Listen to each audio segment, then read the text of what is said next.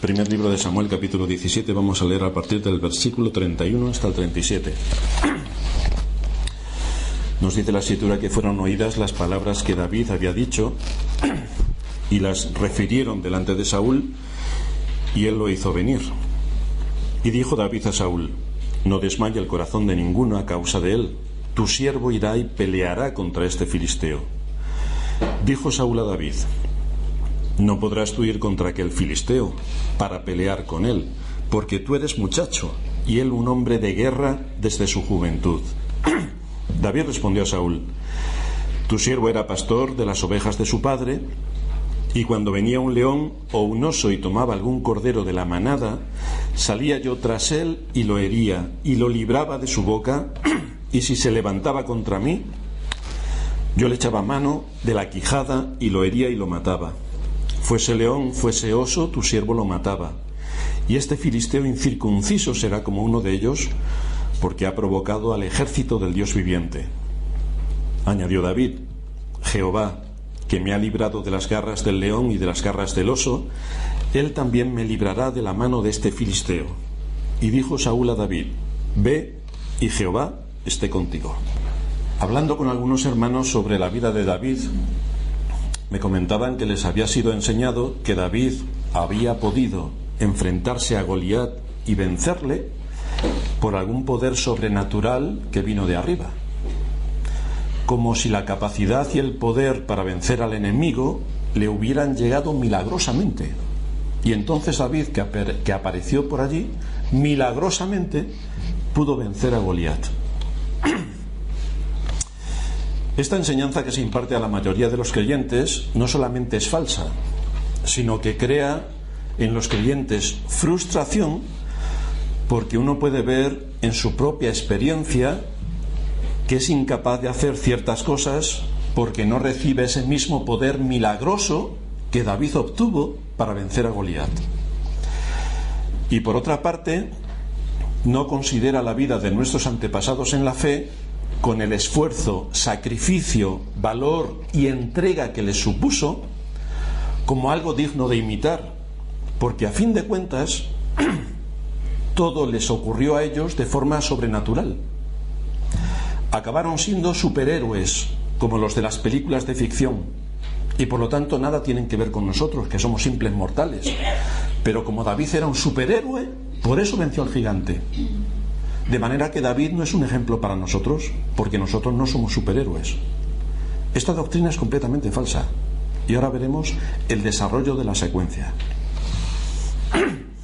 Es una buena estrategia del enemigo para desarmar al pueblo de Dios, engañándole para que crea en fantasías y por tanto llevar al pueblo de Dios a la frustración y a quitarle el valor y el esfuerzo que se necesita tener en medio de la batalla, porque estamos en la guerra, no lo olvidéis. Pudimos ver en nuestros últimos sermones cómo David había detectado la situación en la que se encontraba el ejército de Saúl ante las provocaciones de este filisteo. Mientras que Saúl no está detectando todo lo que hay de fondo en el enfrentamiento de su ejército contra Goliat, ni lo que esto supone para la fe, para el honor y para el nombre del Dios de Israel, David había identificado rápidamente el enemigo, había identificado cuál era la situación en la que se encontraban y desde luego había detectado cuál era el problema de fondo. Israel no tenía comunión con Dios, por lo tanto es normal que estuviesen en la situación en la que estaban. Seguramente, decíamos, algunos estarían orando a Dios para que milagrosamente Goliat desapareciera. Pero ¿cuántos estaban orando a Dios para que les diese fuerza y valor en la batalla? Porque la batalla no se iban a librar de ella.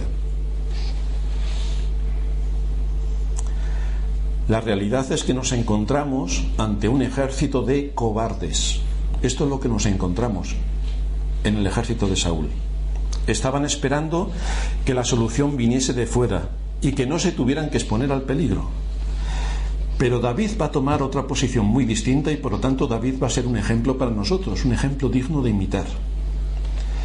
Al hacer David estas observaciones sobre la situación de que el filisteo era un incircunciso, por lo tanto estaba fuera del pacto y estaba atentando contra los ejércitos o los escuadrones del Dios de Israel, al hacer todas estas observaciones sobre la situación, encontrábamos en primer lugar a su hermano, que debería estar preocupado por la batalla, pero que no lo está. Se dirige a su hermano pequeño con palabras ásperas y lanza falsas acusaciones. En segundo lugar, vimos que no había ninguna causa para que se llevase a cabo esta reprimenda, porque David estaba allí, en primera línea de batalla, en obediencia a su padre. Por lo tanto, no estaba porque él quería estar, sino estaba en función de la obediencia que le debía a su padre. Y en tercer lugar vimos la actitud de David hacia la ofensa de su hermano, cómo deja pasar la ofensa y cómo sigue ocupado en su deber. No le da más vueltas.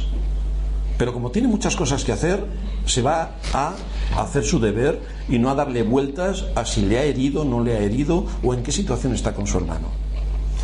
Las preguntas de David, inquiriendo y obteniendo y pretendiendo obtener información sobre la situación del ejército, llegaron a oídos del rey. Pero no vemos que cuando es llamado a la presencia del rey, David se presente como un bravucón ni como un arrogante, sino que se presenta como un hombre formado en la fe, algo desde luego que descuadró a Saúl.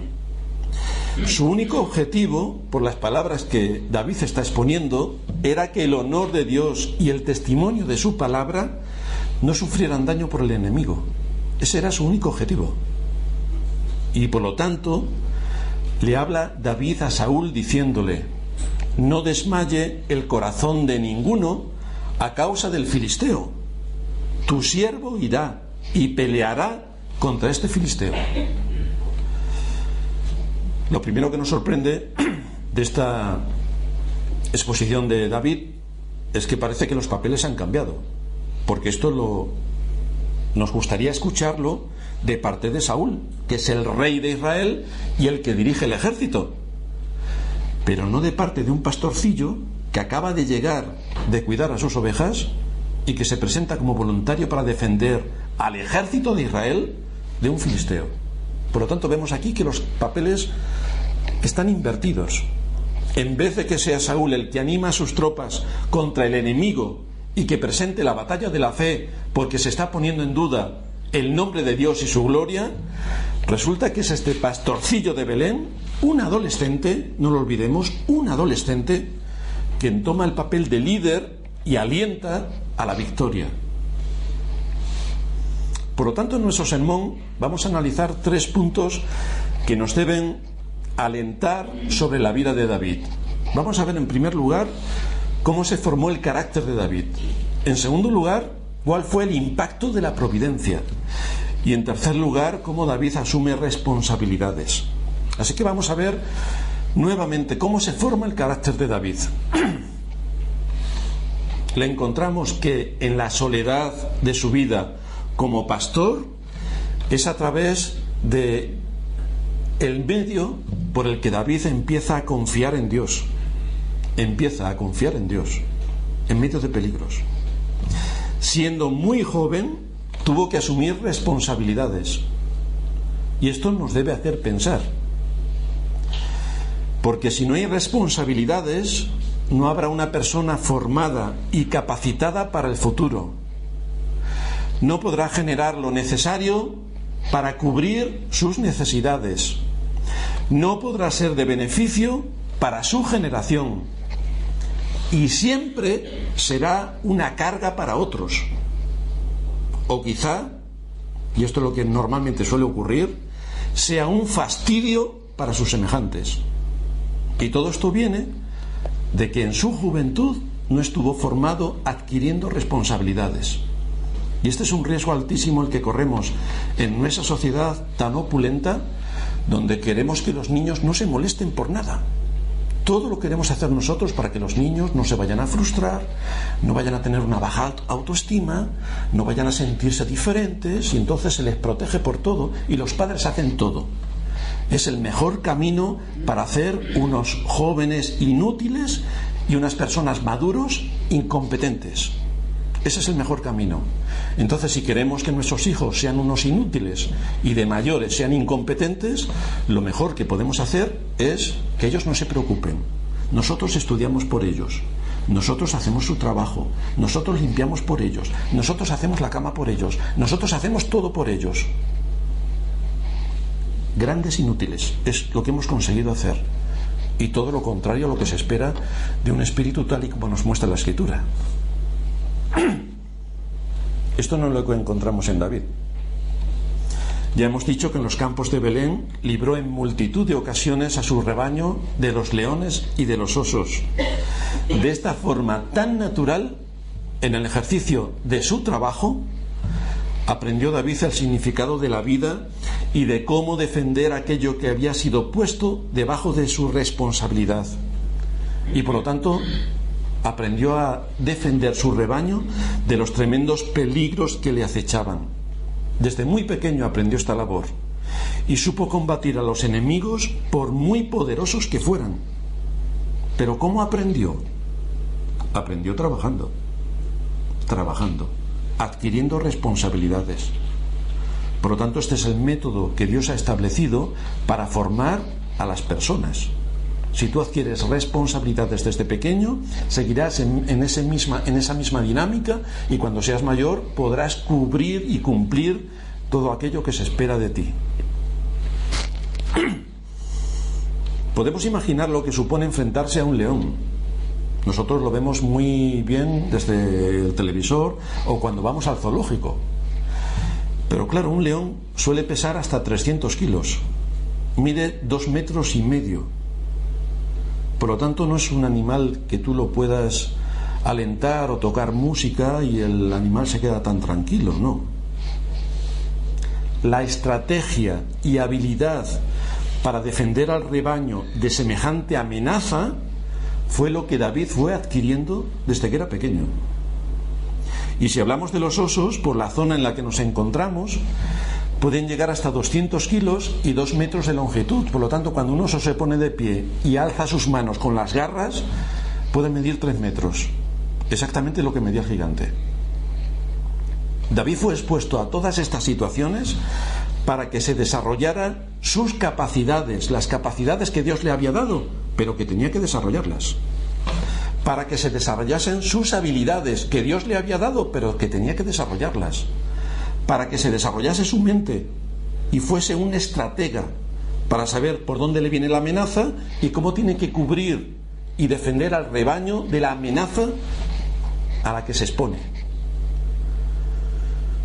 Pero David no solamente se enfrentó con sus propias fuerzas a todo este tipo de peligros, sino que también aprendió a confiar en Dios y a suplicar valor y fortaleza en medio de las amenazas. David no se puso a orar con los brazos, con las manos juntas, diciendo: Señor, que no aparezca por aquí ningún oso ni ningún león. No, lo que le pidió al Señor es que le diese fortaleza y valor para poder defender a su rebaño del león y del oso. No descansó en sus propias fuerzas, sino que en medio de estas situaciones suplicó a Dios que le diera fortaleza y valor. Por lo tanto, vemos cómo tenemos que cumplir nuestro deber, pero siempre en dependencia de Dios, porque por nosotros mismos no podemos hacer nada. ¿Cómo aprueban los estudiantes? Aquí tenemos un montón de estudiantes. ¿Cómo aprueban los estudiantes? Desde luego, si no estudian, no aprueban. No pueden esperar que Dios les bendiga cuando no han cumplido con su deber. Pero cuando estudian, invierten tiempo, se esfuerzan en prepararse para los exámenes, deben recordar que hay que orar a Dios, que hay que suplicar su ayuda, que hay que suplicar su atención para que el esfuerzo que ellos han hecho pueda tener fruto. Porque no solamente depende de que yo estudie, depende de que Dios bendiga lo que he estudiado. Desde luego, si no estudian, no se puede esperar el aprobado, por mucho que se ore a Dios, porque Dios no bendice ni la pereza ni la cobardía. Ahora, cuando se estudia, entonces hay que ponerse en manos de Dios para que Él prospere nuestro esfuerzo. Y esto ocurre en todas y cada una de nuestras responsabilidades. Tenemos que cumplir con nuestro deber. Todos tenemos deberes, nadie se escapa.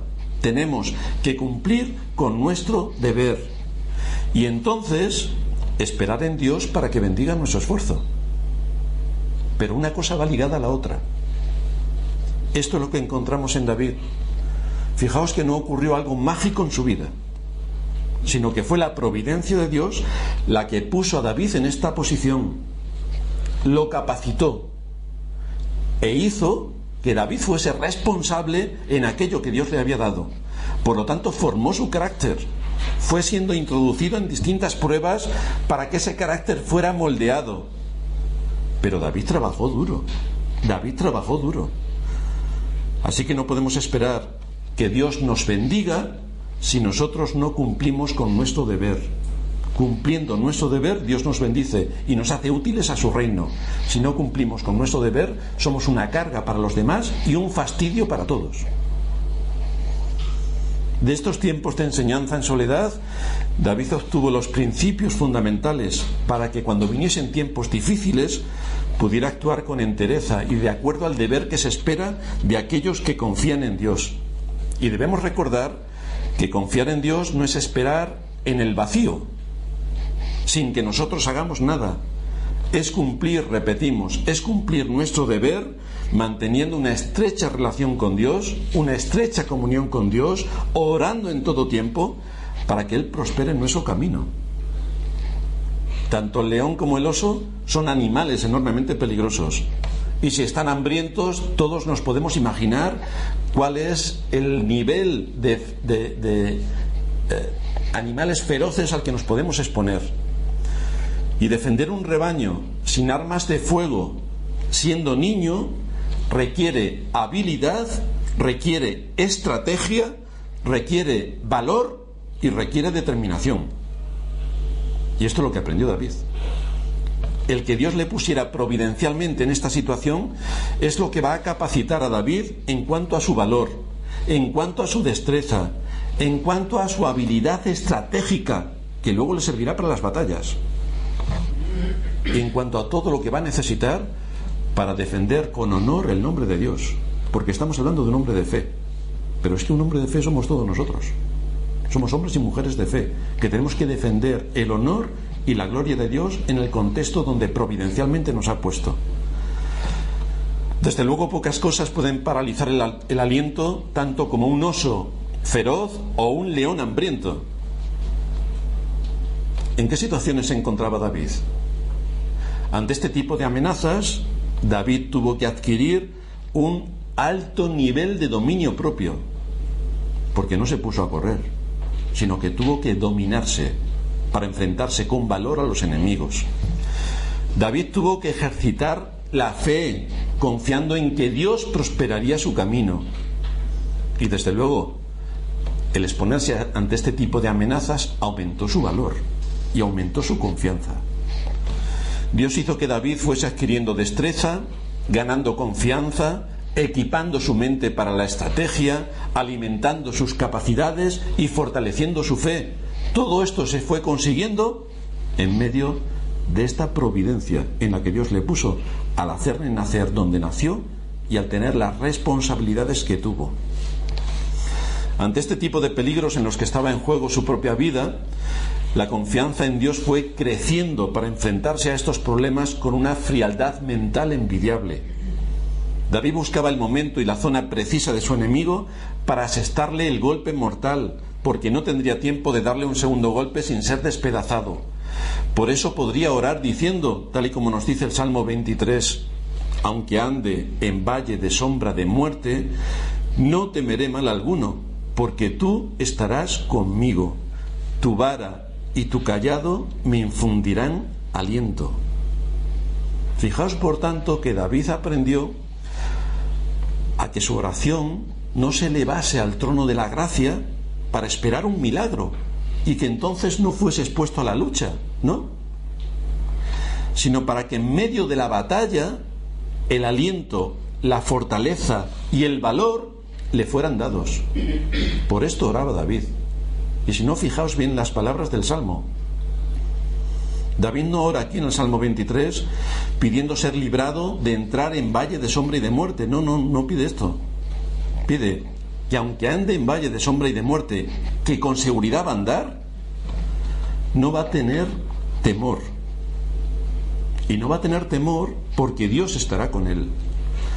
Porque su vara de la corrección y de la disciplina y su cayado, que es lo que sirve para guiar y poner la mente en un objetivo claro, le van a infundir aliento. Es decir, lo que está diciendo es: Dios me va a corregir, me va a disciplinar y a la vez me va a guiar. Por lo tanto, su disciplina y su guía para mí son mi aliento. Estoy en el camino correcto. Y aunque esté en medio de la batalla, no voy a tener temor. Porque sé que en la providencia de Dios me está guiando para poder afrontar con valor y firmeza la situación en la que me encuentro. Esto que está exponiendo aquí David y lo que vemos en su propia historia es muy distinto a lo que creen muchos de los que se llaman creyentes en nuestros días, que están pidiendo en sus oraciones siempre que ocurran hechos milagrosos. Es lo que solemos oír. Todos quieren que Dios actúe haciendo milagros.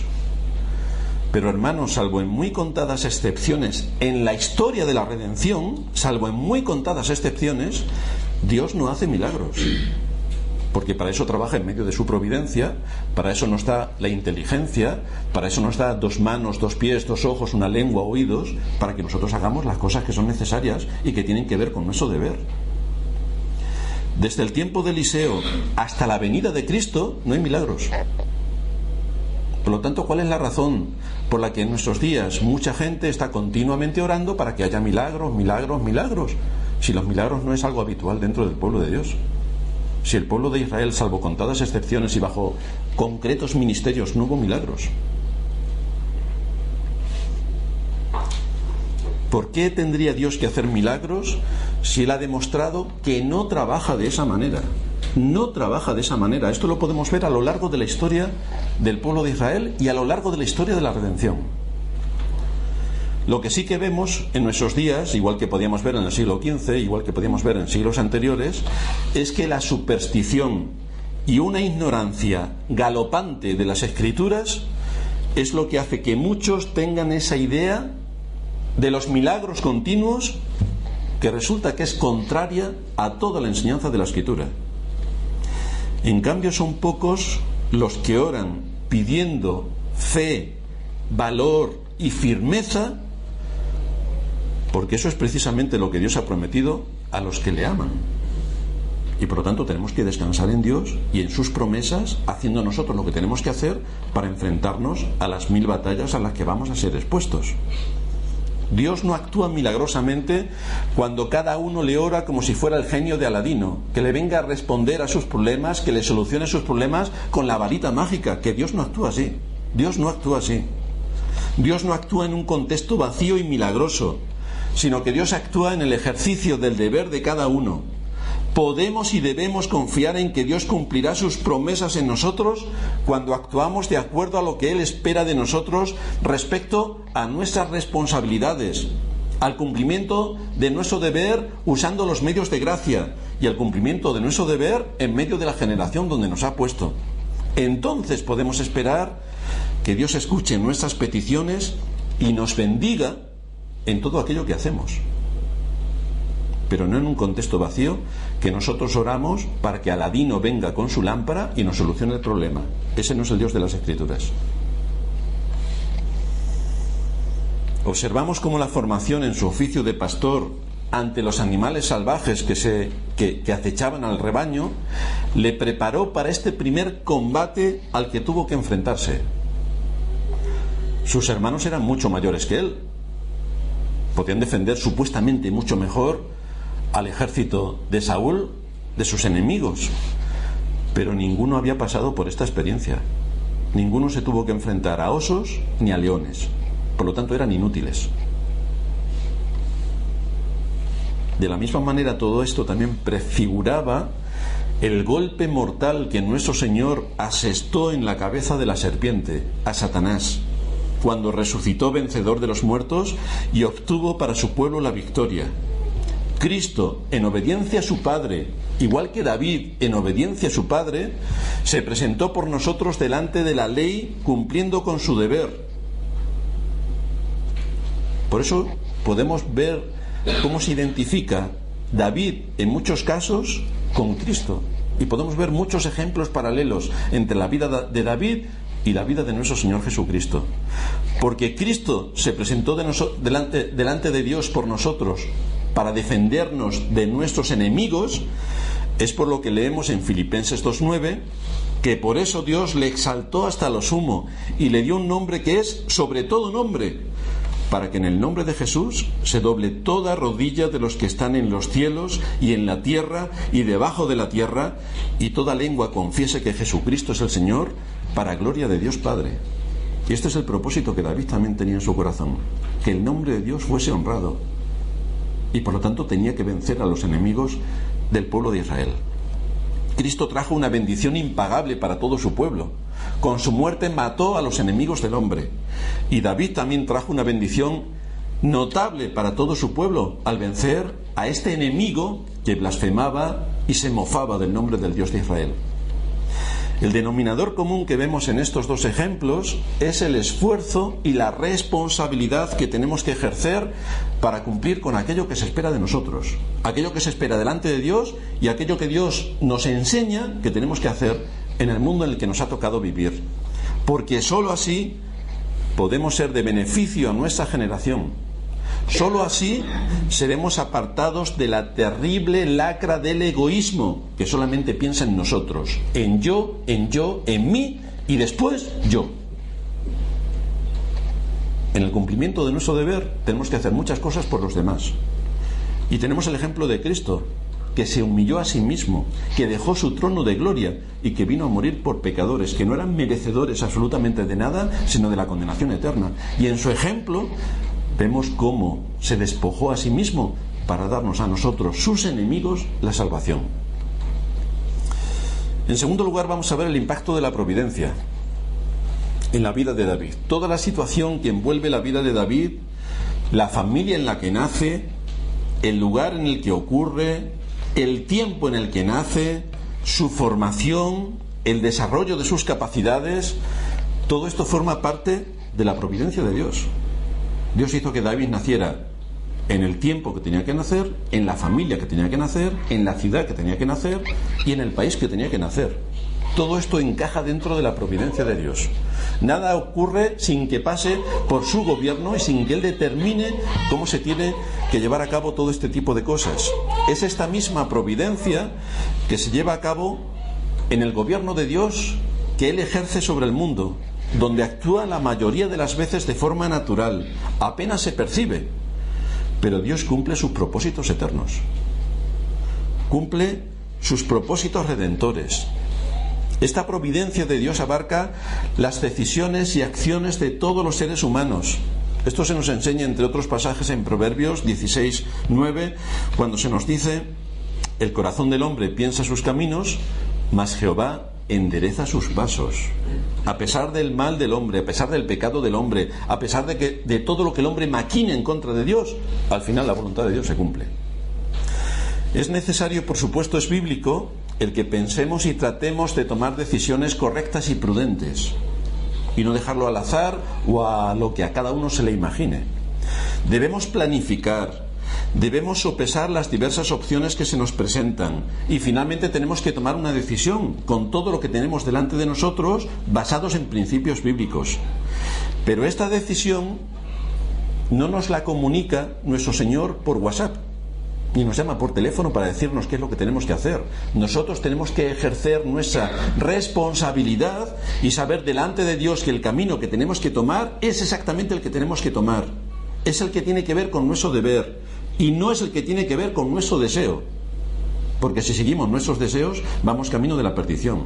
Entonces tenemos que saber cuál es el camino que tenemos que tomar delante de nuestro deber y nuestra responsabilidad delante de Dios.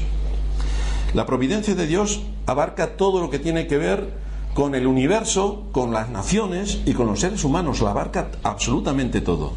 Dice el capítulo 12 de Job, versículo 23, que Él engrandece las naciones y las destruye, ensancha las naciones y las dispersa. Esta fue la lección que tuvo que aprender Nabucodonosor. Él llegó a decir: ¿no es esta la Babilonia, la gran Babilonia que yo edifiqué para la gloria de mi majestad? Todo yo, claro.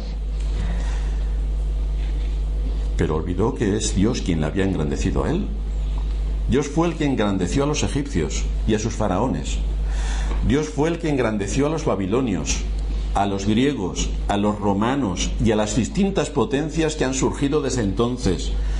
Y fue también Dios mismo el que las dispersó y a muchas de ellas las destruyó. Fue Dios mismo.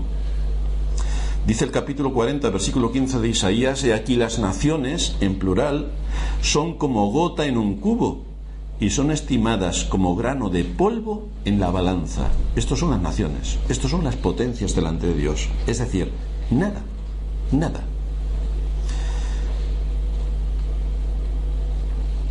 Todas son tan insignificantes y diminutas como el peso de un grano de polvo sobre una balanza. ¿Cuánto pesa un grano de polvo en una balanza? Pues exactamente nada. ¿Cuánto pesaban los filisteos delante del Dios creador y Señor del universo? No pesaban nada. ¿Cuánto pesaba Israel, el pueblo elegido por Dios? Por lo tanto, ¿cuál era la razón de que Israel tuviese miedo de los filisteos? No deberían tener ningún temor, pero tenían mucho temor porque su comunión con Dios no existía. Estaban alejados de Él. Fijaos cómo Dios ha puesto en el universo y a cada uno de los seres humanos que pueblan el mundo en el contexto de su providencia. Es que no pasa absolutamente nada en el mundo sin su consentimiento, y todo tiene un propósito específico por el que ocurre. Cada uno debe ser consecuente con lo que Dios ha puesto en su mano, y es en este sentido que tenemos que ser disciplinados, porque un pueblo que no cumple con su deber va a ser un pueblo que no será lo fuerte que pudiera ser. Israel, vemos en su historia, no cumplió con su deber y le vemos siendo invadido por diversas potencias y arrastrado a ser llevado cautivo a distintos lugares. ¿Podemos ser bendecidos? Evidentemente, mucho más de lo que somos. Tan solo si ponemos a trabajar todo lo que Dios ha puesto delante de nuestra mano y a ser responsables delante de Dios en aquellas cosas que se demandan de nosotros. Y todos sabemos qué cosas se demandan de nosotros. En tercer lugar, vamos a ver las responsabilidades a las que David fue expuesto.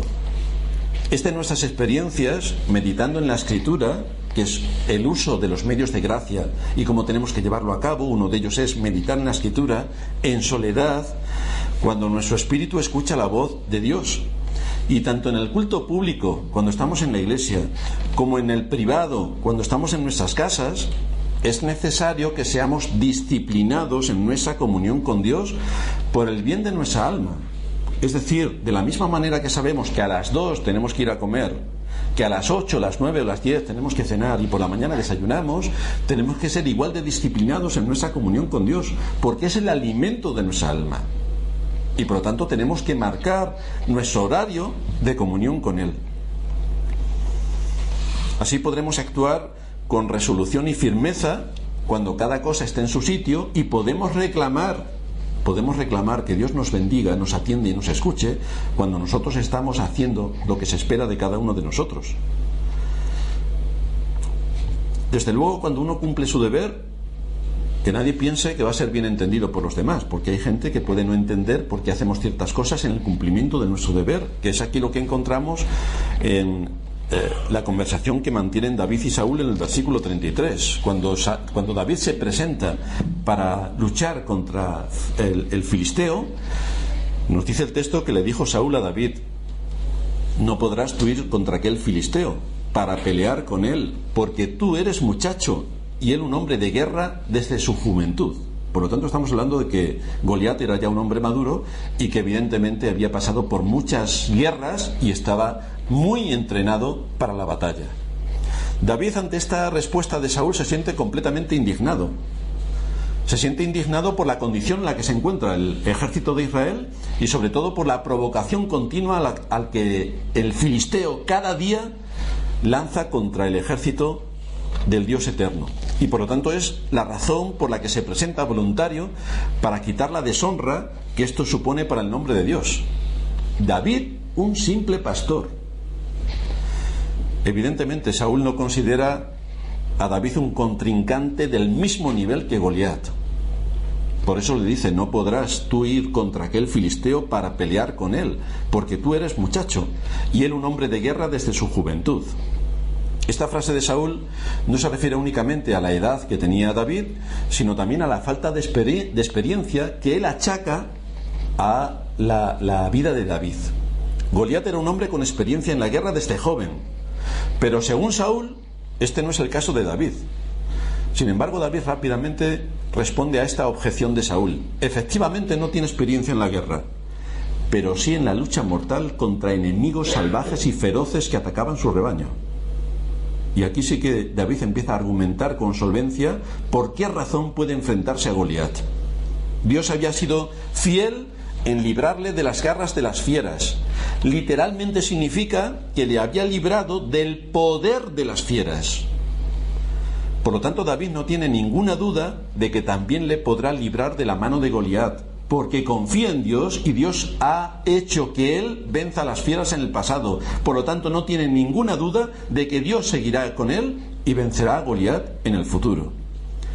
Por lo tanto, no podemos perder de vista que David se enfrenta a una situación desconocida, que por casualidad va a coger las armas para su batalla y por casualidad, milagrosamente, va a matar al gigante. No va a ocurrir un hecho milagroso de un superhéroe al que nosotros no podemos imitar porque es un superhéroe. No, estamos delante de un hombre, de un muchacho que trabajó con firmeza, que asumió su deber, que fue responsable delante de Dios, que confió en Dios, que puso su fe en Dios después de trabajar. Y por lo tanto Dios va a premiar su trabajo y su fidelidad. Este va a ser el desarrollo natural de una situación que Dios había previsto de una manera providencial. Fijaos que David no va a combatir él solo contra todo el ejército filisteo y vencerlo a todo el ejército él solo. No, eso sí que sería un milagro. Pero fijaos cuál es la providencia de Dios. David contra Goliat, 1 contra 1. David va a enfrentarse ante un solo hombre armado, que es un guerrero del ejército enemigo, que ha deshonrado a Dios, que esto es lo que más le motiva a David. Pero por muy gigante que sea, no es diferente a una fiera salvaje en cuanto a su poder para atemorizarle. No es diferente a una fiera salvaje. No es diferente a un león hambriento. No es diferente. Así que recordamos que David no va a actuar en un contexto vacío. No. Donde sus capacidades y habilidades y valor estén excluidos. No. Dios ya le ha capacitado durante años en medio de situaciones hostiles. David ha sido capacitado para afrontar el peligro. Su determinación ha sido probada, su valor ha sido probado. Se le han dado todas las armas para que pueda defenderse. La providencia de Dios le ha formado. Él ha asumido su deber. Por lo tanto, confía totalmente en que Dios prosperará su camino. Va confiado. Así vemos que un pastorcillo, digo pastorcillo porque era adolescente, llegado esa misma mañana directamente de su tarea de cuidar ovejas, tuvo más valor que todos los hombres del ejército de Saúl. Había una diferencia entre unos y otros. Uno confiaba en el Dios de los ejércitos, que le había librado de enemigos terribles y en su propia experiencia lo podía contar, y los otros no tenían comunión con Dios ni cumplían con su deber. Por lo tanto, estaban exactamente como debían estar. De esta manera Dios envía muchas veces su bendición al Israel espiritual y hace grandes cosas a través de lo que aparentemente es débil. Pero Dios escoge a hombres, los mete en medio de providencias difíciles, los equipa, los prepara para que puedan afrontar los peligros en la iglesia y puedan defender a la iglesia de los terribles osos y leones que sin cesar acechan la doctrina y acechan la vida de la iglesia. De la misma manera que David había respondido con mansedumbre a la provocación de su hermano, aquí David respondió con firmeza y fe a las dudas de Saúl, y por lo tanto hace un despliegue de su argumentación. y le dice: tu siervo era pastor de las ovejas de su padre, y cuando venía un león o un oso y tomaba algún cordero de la manada, salía yo tras él y lo hería y lo libraba de su boca, y si se levantaba contra mí, yo le echaba mano de la quijada y lo hería y lo mataba. David estaba acostumbrado a enfrentarse a terribles enemigos. Cuando él cuidaba de sus ovejas, demostró que era muy cuidadoso y atento con su rebaño, y por lo tanto está haciendo hincapié en que él no está allí esperando un milagro. No. Él no va a sacar la varita mágica y va a recitar unos versos y de pronto Goliat sale huyendo despavorido. No. Él es un hombre que ha sido ejercitado en la fe práctica, que ha cumplido con su deber y que ha salido victorioso en el nombre de Dios. Esto es lo que David está argumentando delante de Saúl. Esta enseñanza, por tanto, debería animarnos a confiar en Dios y a ser valientes en el camino del deber, porque muchas veces el deber nos asusta y entonces no lo hacemos, porque tememos las consecuencias de nuestro deber. Error, luego lo vamos a pagar muy caro. Si nosotros confiamos en Dios y somos valientes en el camino del deber, esto nos dará paz en medio de la adversidad, porque estaremos en sintonía con Dios. Esto nos dará gozo en medio del sufrimiento, porque estaremos en sintonía con Dios. Porque adversidad y sufrimiento los vamos a tener a lo largo de nuestra vida en numerosas ocasiones.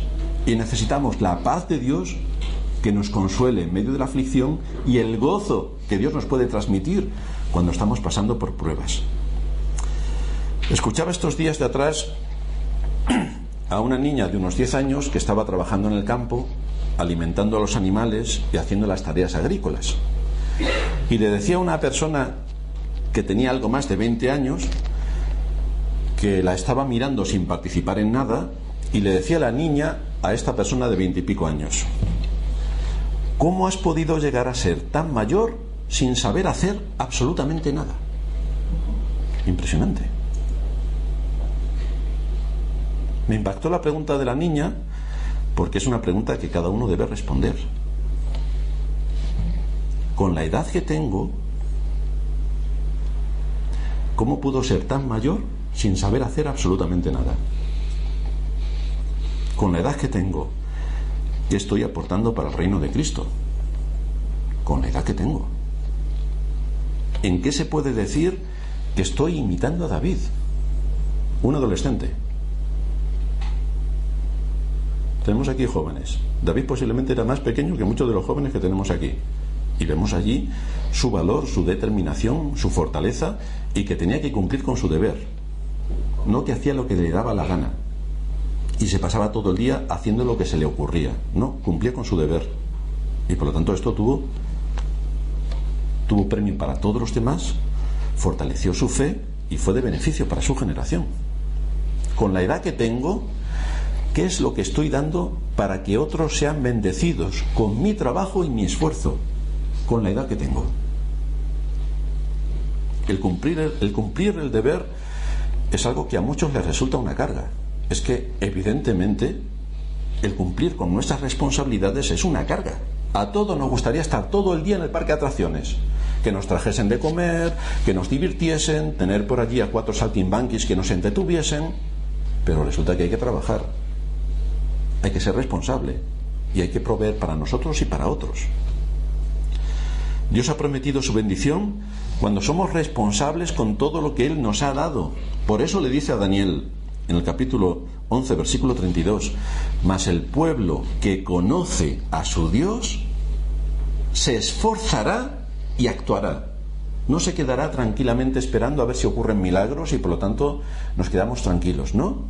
El pueblo que conoce a su Dios se esforzará y actuará. Hoy hemos sido convocados por Dios para reunirnos en este culto público de adoración con el propósito de honrar su santo nombre y de profundizar en nuestro conocimiento de Él.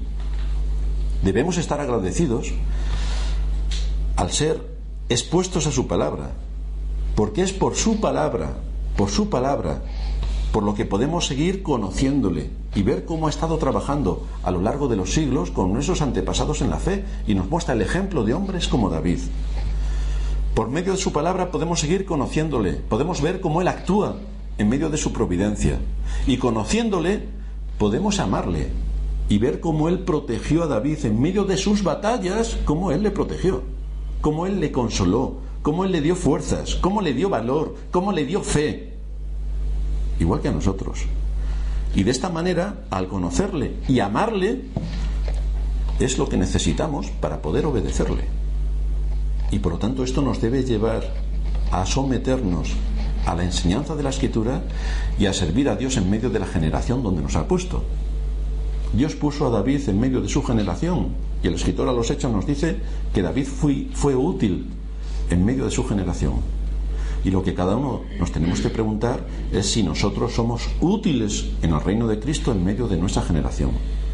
Hermanos, con la edad que tenemos, ¿qué vamos a hacer para el reino de Cristo? Vamos a terminar en oración.